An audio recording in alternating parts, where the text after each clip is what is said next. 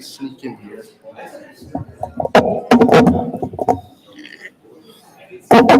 Oh, sorry for all that noise. Well, welcome back. What a great session we had with AJ Schenkman just before. It is my pleasure now to introduce our next speakers, a team. And they wrote this little bio, and I'm going to add a sentence to it, but dubbed Team Titus by the staff at FDR. They were dubbed Team Titus by me. Robert and Johanna Titus have been longtime friends of the Roosevelt Library. They have spoken several times here at the library for a number of events, and they are professional scientists and popular science writers. Team Titus has written more than 1,000 newspaper and magazine columns and published 4 books on the Catskills and Hudson Valley geology. Today, they are speaking about the new 3rd edition of their book, The Catskills in the Ice Age. Ladies and gentlemen, Team Titus.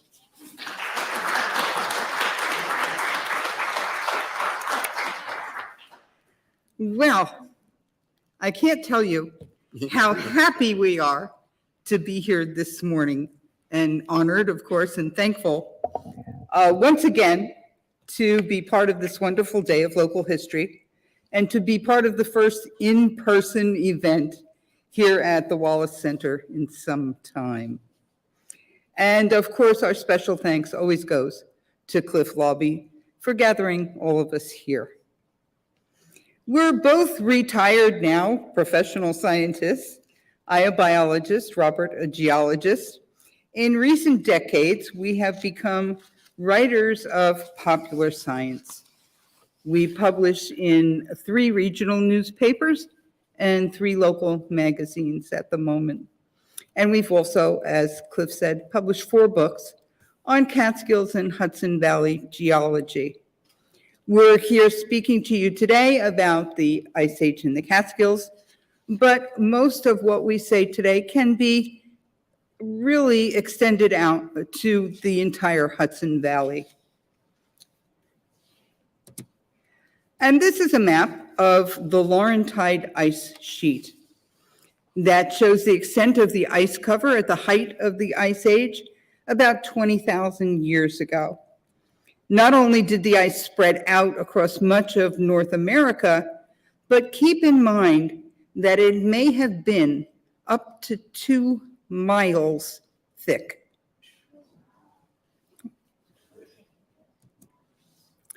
As the snow in Labrador accumulated and was compressed into ice, then it was pushed down by gravity and spread.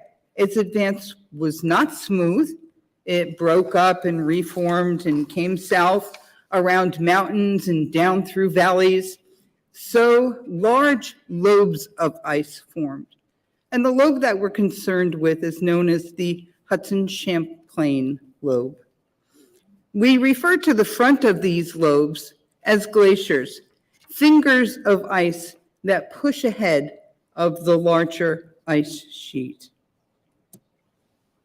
If you could have stood at the top of the ice, right here where we are right now, This is likely the view you would see.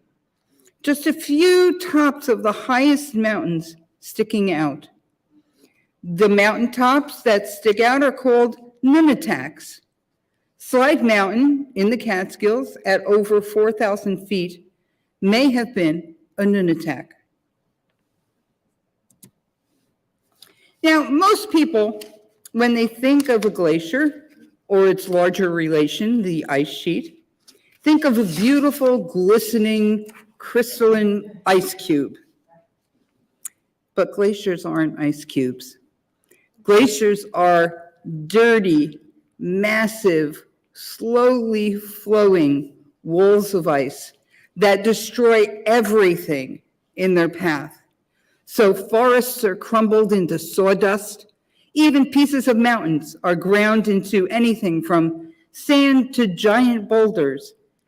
And these glaciers wind up incorporating all of that debris into the ice, or in some cases, being pushed ahead of it.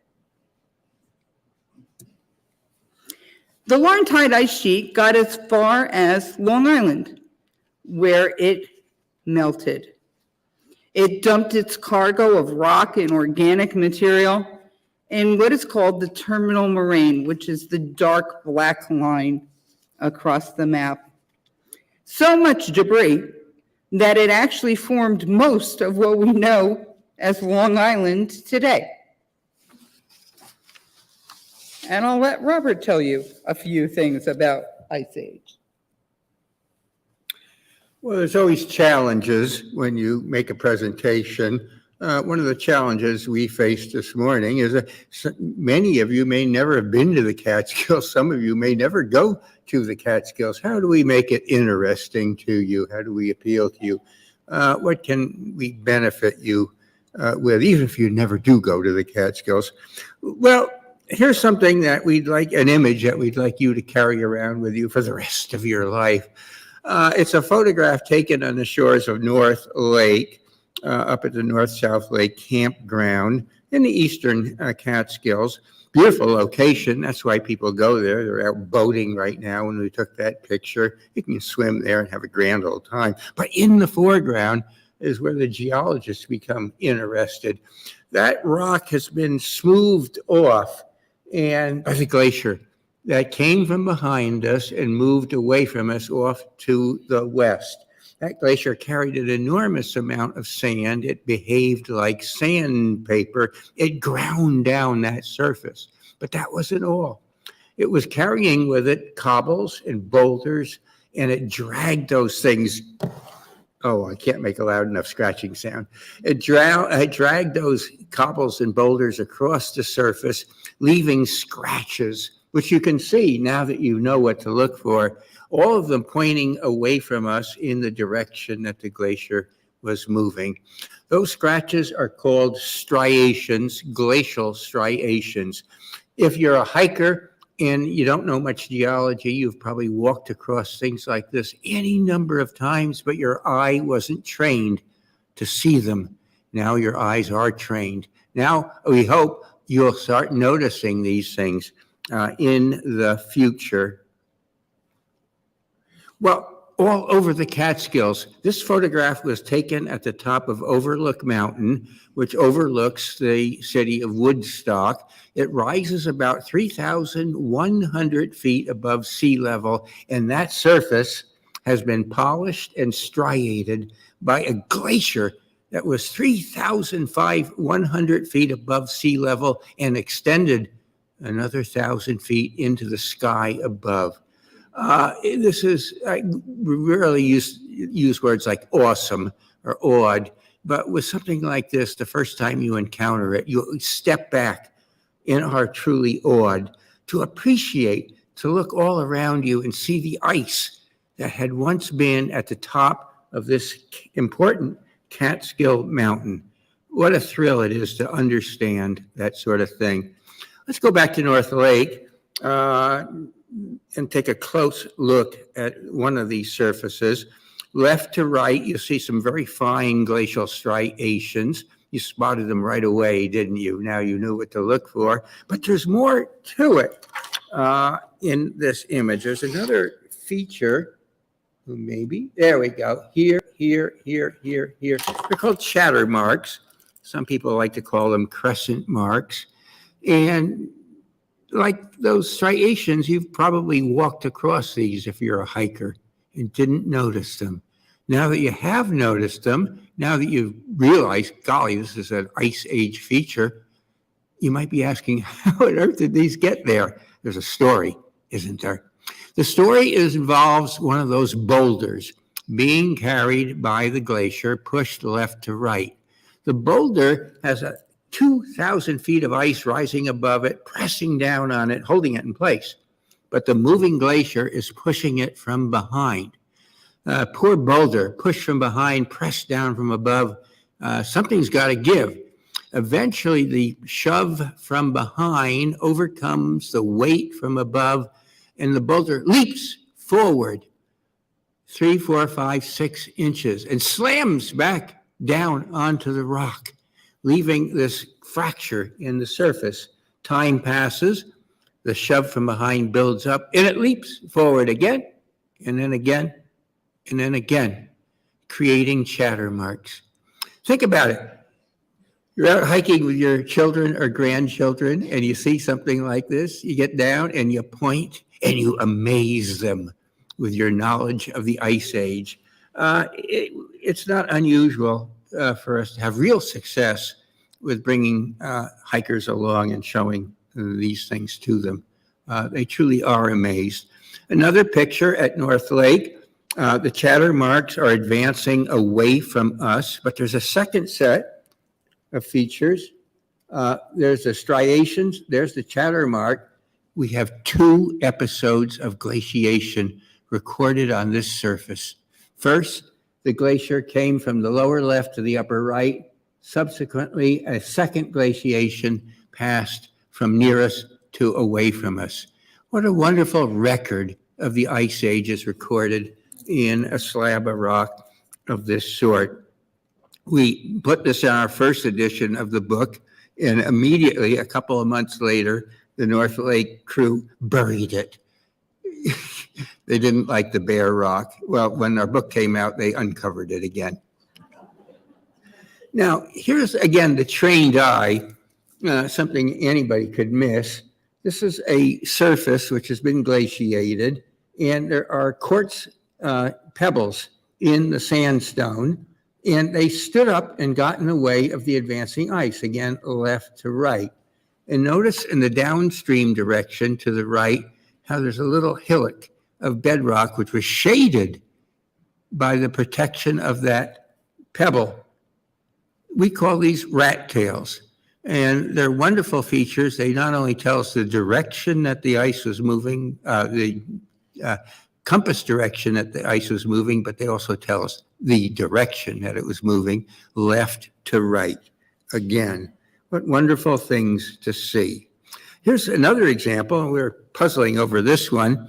This quartz pebble didn't get in the way of the ice. The ice shaved right through it. The ice passed across this surface, sanded that surface, created that flat surface, and planed right through the pebble.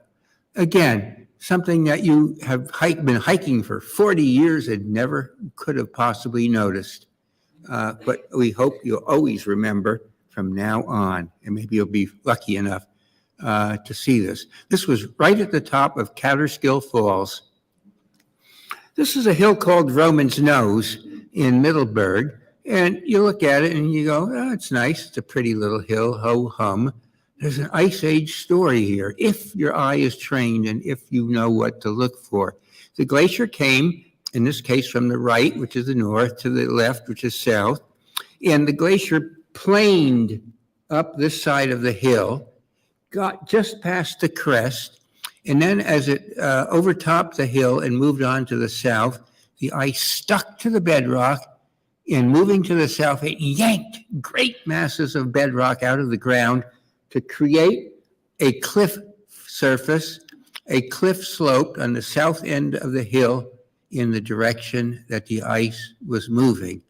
Sure, it's a pretty little hill, Romans knows. It's a town park. You can climb it on the trail. But it's an Ice Age feature with a story to tell.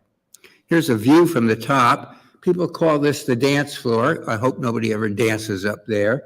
You can see the striations. You can see the planed off surface and a great view of the valley below.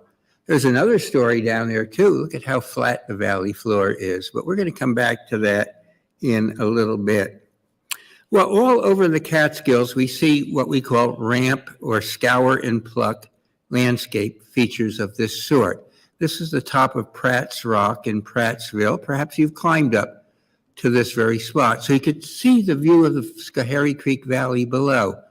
But did you know that you were standing on an Ice Age feature, a surface planed off by the passage of the ice, a cliff created by the passage of the ice? In your mind's eye, can you look up into the sky and see hundreds of feet of ice passing across you? Now, again, the challenge is you may not know much about the geography of the Catskills, and so that makes it more difficult for me to try to communicate with you. This is Schoharie Creek Valley.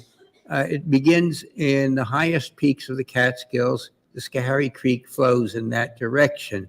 At the end of the Ice Age, something called the Grand Gorge Readvance, there was one final great advance of ice into the Catskill Mountains.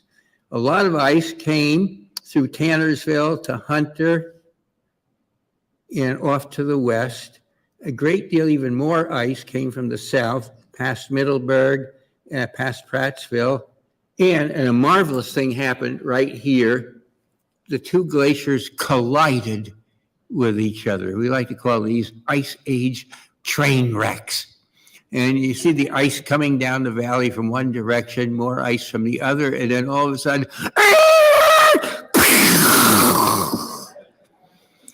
or am I being too dramatic? This really happened. It's an astonishing thing to think about, two glaciers colliding with each other. It doesn't make sense, but it had to have happened. It did happen. Well, okay, from elsewhere, other masses of ice rose up out of the Hudson Valley and entered the Catskills everywhere they could. Here's a close-up of North-South Lake. If you have never been to this area, put it on your bucket list. It is gorgeous Catskill scenery, just as pretty as can possibly be. You have been there. You know this is North Lake, this is South Lake, this is South Mountain. And we have documented the striations. Every time we found a striation, we put an arrow on the map. And from those arrows, we could document that the glacier came down the Hudson Valley. Some of the ice turned west, rose up Catskill Creek, and kept going into the Catskills. But some of that ice passed across Catskill Falls and collided with ice right at the boundary of the two lakes. Have you ever wondered why there were two lakes there? I'll bet you never did. The reason there are two lakes there is that the debris shoved by the two glaciers as they collided with each other made the peninsula which separates the two lakes. If you've been there, you know how pretty those lakes are. But when we go there, we see pretty that's there today, and we see the glaciers colliding with each other. I'll be sharing a field walk to this location this coming September, I think.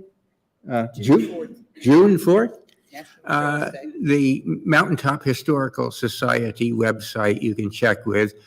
You can join me and another trip leader, and we'll go see this very spot. Each and every one of you is invited. And we really hope you don't all show up. Here's a close-up view of that very event, the collision of two masses of ice. I can tell by your faces that many of you have been to North Lake and didn't know this, did you? Yeah. What does that look like, that peninsula between the two lakes? This is what we call a collisional moraine. A moraine is a heap of earth pushed by an advancing glacier, including very large rocks, which my wife will be talking about in a little bit. But if you do go there, walk between the two lakes and see the collisional moraine. Let's get back to this image again. This time the focus is on this little oddball event here. The glacier came down Schoharie Creek Valley, and then some of it turned into Westkill Valley. If you're a hiker, you've been to the top of Hunter Mountain, and you've gazed into the west at this absolutely gorgeous view. Here's a close-up of that. Westkill Valley had its own glacier rising up from the west. There's the view. If you're a Catskill hiker, you have been there. It's one of the best views you can get anywhere in the Catskills. And you've stood there at this very spot and gazed to the west and just enjoyed, just immersed yourself in the view. But you're probably not a geologist. If you were a geologist, you would notice this beautiful U shape to the valley. There is not a geologist on the planet Earth who wouldn't look at this photo and instantly snap their fingers and say Ice Age. That U-shaped valley is typical of this, typical of a valley that's had a glacier passing through it. It's gorgeous. It's the Ice Age. When we stand here and look to the west, we see that glacier coming towards us. We literally see it.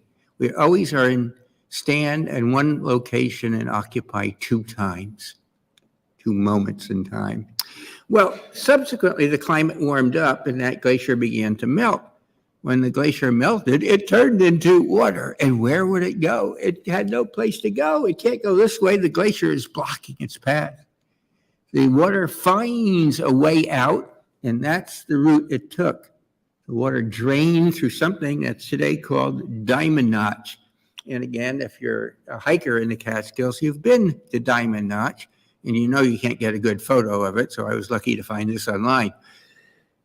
Diamond Notch is a steep, deep, narrow notch in the Catskills, produced by the meltwater of the melting glacier. Well, that same glacier retreated to the west end of Westkill Valley, and there the water found another escape. It had to find its way out. It did, and it carved another notch, this one called the Deep Notch.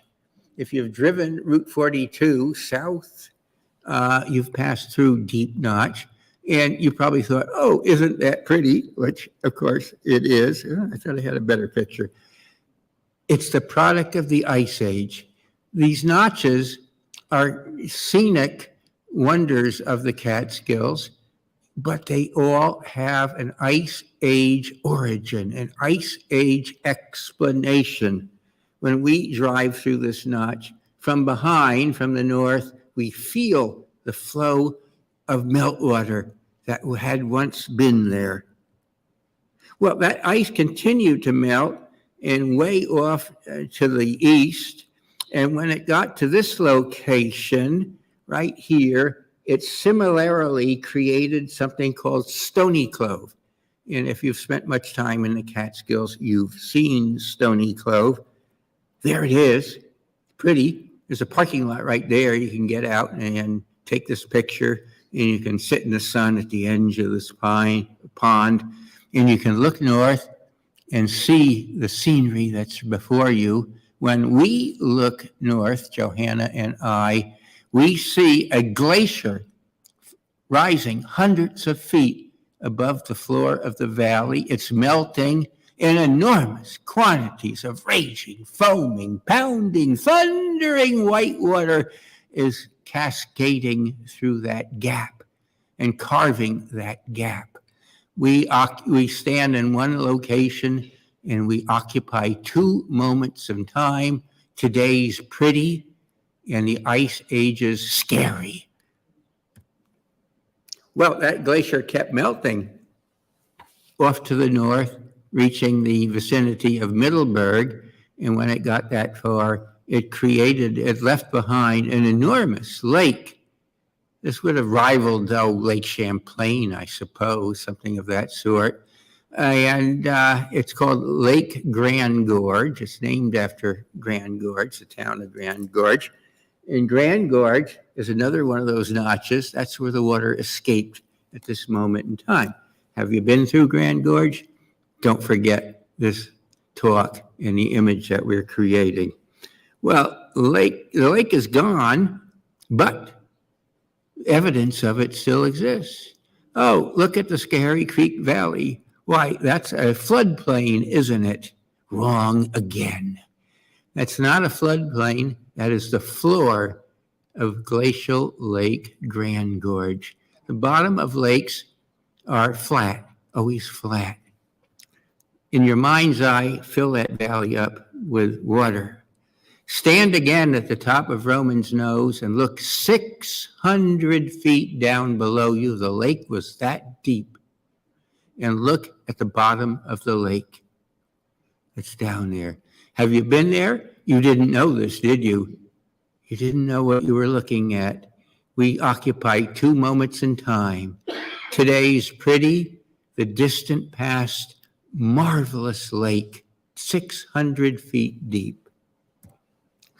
You've been to Howe Caverns? What could that have to do with the Ice Age? Howe Caverns was completely submerged by Glacial Lake Grand Gorge. It was entirely underwater. Think about that when you're in Howe Caverns. How do I know? Because the sediments of that lake are still there. See them? Here is a geologist studying those sediments. Those are lake clays. Those are not limestones, the limestones that make up a typical cave. They are glacial lake clays. Even the tour guides don't know this. We take over and we say, let us tell you a few things about the cave. And they're wondrous. They're astonished. It's so easy to stand in the cave and imagine it filled with dark, black, jet black water, cold as can be. You can imagine it. Your mind's eye can create that image. What a wonderful thing. Everywhere we go, in the Catskills in the Hudson Valley, we see these images of the past. We are privileged. Well, the glacier continues to melt. Now it's only left in the Hudson Valley, but that glacier is melting too. Wherever the meltwater can find its way, it cuts its way through a notch. This one called Dutcher Pass. Have you been there? We stand there, we look east and we see the glacier. We look west and we see the flow of water cascading down that notch. There are 2 of them. Do you hike at North Lake? Have you taken the Blue Trail up? You'll pass 1 and 2 notches. Those are river valleys, but there's no river. They're canyons, but there's no flow of water. They're dry. They were only occupied at the end of the Ice Age. That's what they look like today. There's a waterfall below that. The waterfall doesn't have any water in it. You guys like waterfalls, don't you? Have you been to this one? Yeah, I have to take you sometime. Well, Johanna would like to continue. Thanks. Well, we thought that you'd like to know just what it was that got us interested in the Ice Age. Well, both of us grew up within walking distance of this. And it's called Glen Rock, and it's in, guess where? The town of Glen Rock in northern New Jersey. And that rock is something that's called a glacial erratic. That rock actually belongs somewhere up here. But somehow it got to northern New Jersey. Well, we want you to know from now on again, when you see a large boulder, or even when you pick up a small pebble in the Catskills, in the Hudson Valley, in northern New Jersey, especially one that looks different from the surrounding rocks, we want you to understand that it got there because it was pushed or carried by the ice. Sometimes just a short distance, sometimes hundreds of miles. And these are picturesque landscape features, often playfully augmented and popular with hikers. And some of them have names. This is Boulder Rock. And this is a rock that sits rather precipitously right at the edge of the wall of Manitou of the Catskill Escarpment, ready to kind of fall over if enough people could push it. And this is called Alligator Rock. And no, those little rocks there weren't put there by the ice, they were put there by hikers. And its companion, Dinosaur Rock. All three of these are erratics in the North Lake area, but there are thousands, literally, of others all across the Catskills, the Hudson Valley, New England. And this is what we call a pedestal rock. These fell out of the melting glaciers and got dropped on top of each other. And that's where they've been ever since.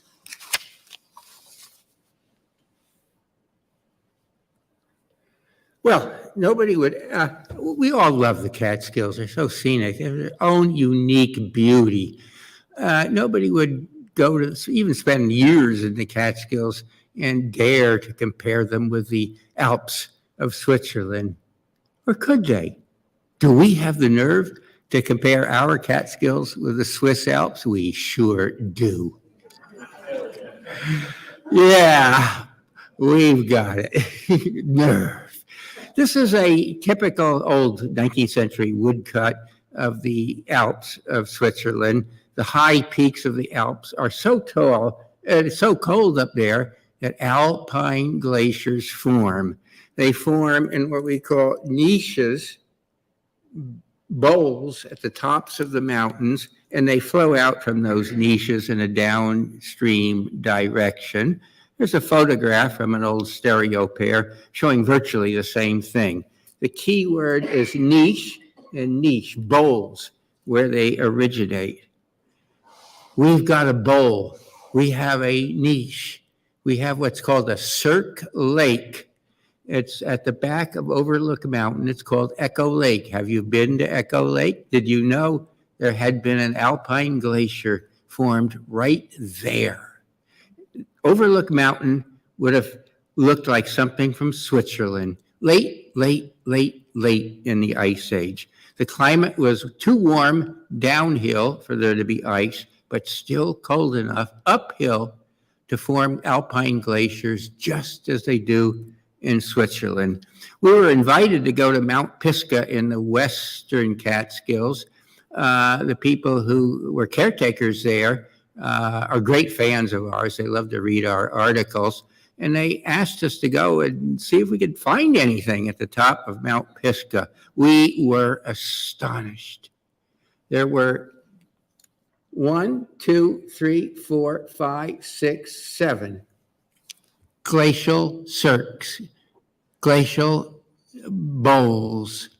There were 7 glaciers that had descended the slopes of Mount Pisgah when the Ice Age was coming to an end. The top of Mount Pisgah would have reminded you of the Matterhorn of Switzerland, right here in the Catskills. Sure, the ice is gone, but the ice had been here. There was a time, there was a chapter in our history when our mountains resembled Switzerland. We're looking down from one of these glaciers, and you see the U shape once again? Yeah. Well, the same Hunter Mountain. Do you like to ski at Hunter Mountain?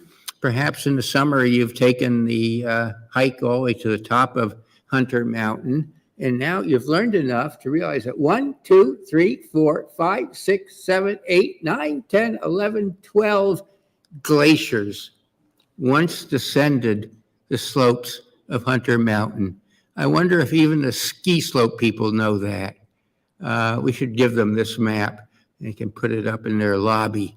There was a moment in time when Hunter Mountain would have fit in so nicely with the Swiss Alps. There was a chapter in our history when we could be compared with the Swiss Alps. Well, again, the challenge is, even if you haven't been to the Catskills, how do we hold your interest? So the ice sculpted the landscape, then the artists came along. In 1825, Thomas Cole traveled to the Catskills and began a movement known as the Hudson River School of Art. He was followed by many others, and they brought the beauty and wilderness, the sublime, as they called it, to New York City and beyond to Europe. And this is Sanford Robinson Gifford's Sunset Rock from the 1850s. Sunset Rock has become, and still is, a popular hiking destination. The glaciers sculpted the landscape, and the artists came along and painted it. And we geologists come along and we appreciate its Ice Age history. Look at this.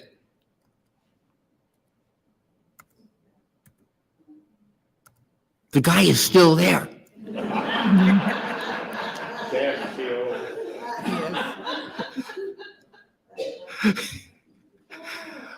The glaciers did that.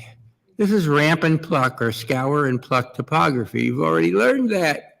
Maybe you'll spot this on your own in the future. The glacier came from the left, which is the east.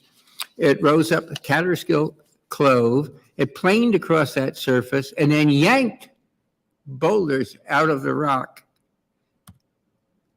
This is the Wall of Manitou, a straight line ledge which marks the eastern boundary of the Catskills.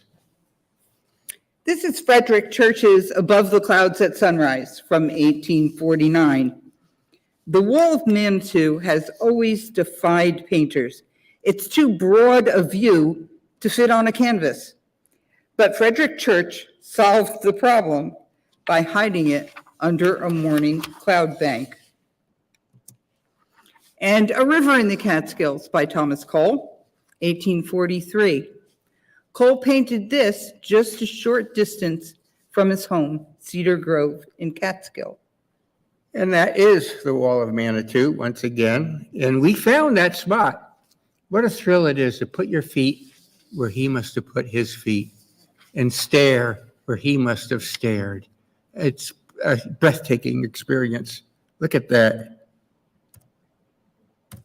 The glaciers sculpted the landscape, the painters painted it. And this is Jasper Cropsey's view from Sunset Rock, entitled Catskill Mountain House Hotel, painted in 1855. And yes, if you're confused, there are two places in the Catskills called Sunset Rock. And this is one that's above North Lake. And this is the classic view of the Catskills, long the goal of many hikers and painters. And you too can put your feet and see what they saw. Do we think this is the finest scenery east of the Rocky Mountains? I wonder who could quarrel with that. In closing, we hope you come to look on the Catskills and the Hudson Valley the way that we do, as a gift of the Ice Age. Thank you.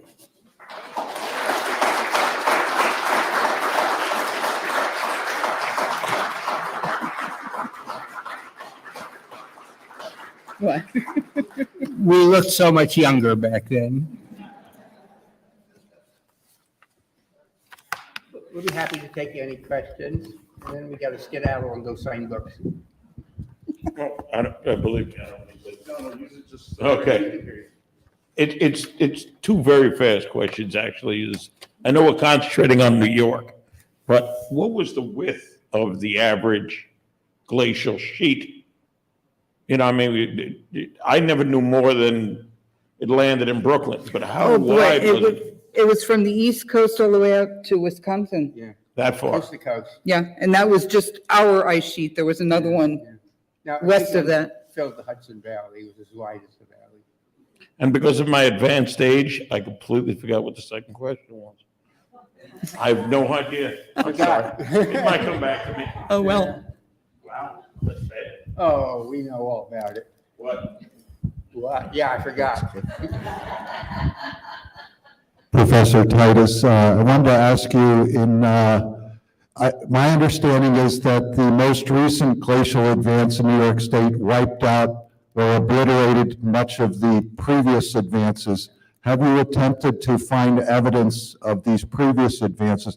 You actually showed one in one of your slides, but is that rare to find that evidence, is my question? Let me try that one. The glaciation you're referring to is called the Wisconsin glaciation. And the one that preceded it is the Illinoisan glaciation about 100,000 years earlier. And the Wisconsin almost obliterated everything from the Illinoisan glaciation, except that the Illinoisan glaciation reached farther south. There are places in northern New Jersey where the Wisconsin glacier didn't get, and yet they still preserve evidences from an earlier glaciation.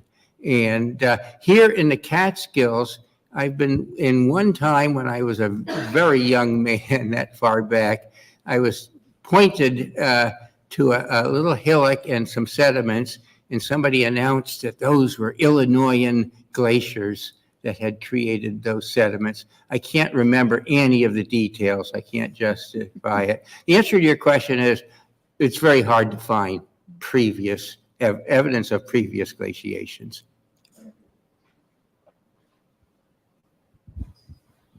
All right, folks, how about another round of applause for our speakers?